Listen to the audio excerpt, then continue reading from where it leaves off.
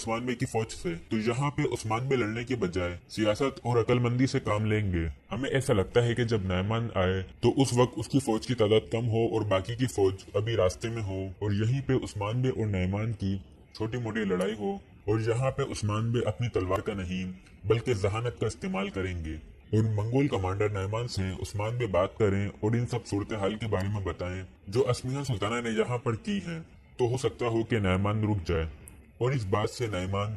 اسمیہ سلطانہ اور سلطان علاؤدین کے خلاف ہو جائے، اور عثمان بے اس موقع کا فائدہ اٹھاتے ہوئے نعمان سے سلطان مسعود کو واپس تخت پر بٹھانے کی بات کریں، اور پھر نعمان سلطان علاؤدین کو تخت سے ہٹا کے سلطان مسعود کو واپس سلطان بنائے، اور پھر ہمیں سلطان مسعود واپس سے سلطان بنتے ہوئے نظر آئیں، اور پھر منگول سلطان علاؤدین کو پھانسی دے دیں، اور اسی کے ساتھ اسمیہ سلطانہ کو بھی پھانسی دے دیں، اور اس کے بعد منگول عثمان بے اور سلطان مسعود کے درمیان معاہدہ ہو، اور اس معاہدے سے نعمان واپس